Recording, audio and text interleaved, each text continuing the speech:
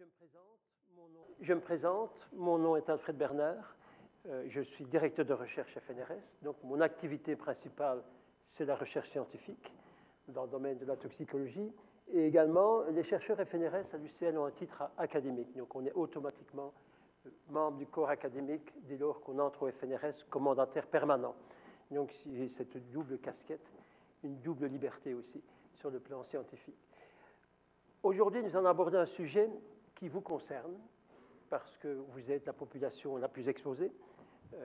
La fréquentation de la piscine est une activité obligatoire pour vous, et qui me concerne aussi parce que c'est un sujet de recherche que nous avons initié il y a à peu près presque 20 ans, non, 18 ans, un peu par hasard, parce qu'on s'intéressait à l'époque à la pollution de l'air, et faisant une étude sur Bruxelles en relation avec la pollution de l'air.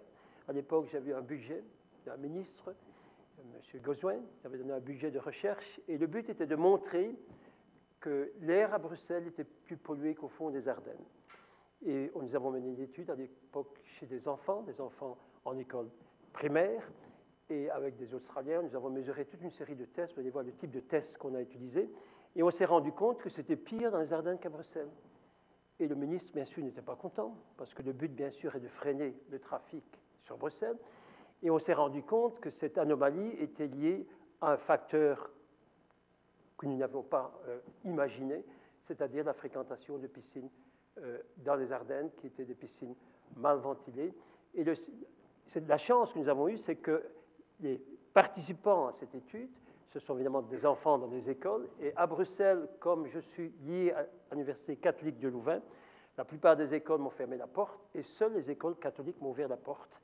Et donc j'ai eu accès à des enfants dans des écoles catholiques sur Bruxelles, et au fond des Ardennes, nous avons eu accès à des écoles communales, et il y a une différence importante, c'est que les écoles catholiques sont moins riches que les écoles communales pour public, et donc les enfants allaient à la piscine à partir de l'âge de 8 ans, et dans les Ardennes à partir de l'âge de 3-4 ans. Alors quels sont les effets? Je ne vais pas aller dans les détails, hein, parce que bon, ce sont des études qui sont publiées dans des revues spécialisées, et donc avec des tests statistiques assez sophistiqués, mais vous avez deux types d'effets. Les effets qui sont les mieux documentés à ce stade, ce sont les effets locaux. Donc, un effet local en toxicologie, c'est un effet au point de contact initial de la substance avec l'organisme, peau, poumon, sans passage dans le sang. Okay? Les effets non locaux, on parle d'effets systémiques. C'est lorsque la substance passe dans le sang et est absorbée. Ont été décrits dans nos travaux, je ne vais pas aller dans les détails, mais vous avez des risques accrus d'eczéma. On parle de dermatite atopique d'eczéma chez les nourrissons avant l'âge de 2 ans. Confirmé et démontré dans d'autres travaux. Hein. Ce sont des études espagnoles ici. On voit également un risque accru d'eczéma lorsqu'on a une fréquentation précoce, donc sur la pratique bébé nageur. Hein. Autre risque local, ici au niveau des voies respiratoires, c'est une étude assez ancienne ici. Nous sommes en 2003. Donc à ce moment-là, je commence mes travaux. On commence à mener toute une série d'études dans les écoles. Et donc on décrit en Norvège risque accru de bronchiolite et de bronchite chez les bébés nageurs. Risque que nous voyons aussi en Belgique. On voit, et on a publié ça dans une revue de pédiatrie, meilleure revue de pédiatrie, une revue américaine. On voit que les enfants, la population n'est pas très importante ici. Mais on s'est rendu compte que les enfants qui avaient eu cette pratique, dans les questionnaires, les parents rapportaient plus souvent une bronchiolite ou une bronchite, une infection respiratoire. Plus grave, et là ça commence à devenir embêtant, là je vous parlerai un peu plus tard, j'ai eu un puissant lobbying de l'industrie du chlore. Vous comprenez bien que ces études n'arrangent pas certaines parties prenantes, comme on dit. Ce qu'on voit apparaître, et on commence à publier ceci en 2006, on voit apparaître des risques accrus d'asthme allergique. Et l'asthme allergique est une pathologie qui est chronique. On ne guérit pas de l'asthme allergique, on soigne cette maladie, mais on n'a pas de guérison. Plus spectaculaire, une autre étude, 800 adolescents, en moyenne 15 ans, on publie ça toujours dans cette revue de pédiatrie, donc en 2009, et là c'est tout à fait remarquable, on voit de nouveau uniquement chez les enfants, ce sont des filles, des garçons, des adolescents, uniquement chez les adolescents atopiques, donc sensibilisés par exemple aux acariens, 40% des enfants, des garçons dans nos écoles, les écoles que nous avons étudiées, sont sensibilisés aux acariens, 30% des filles.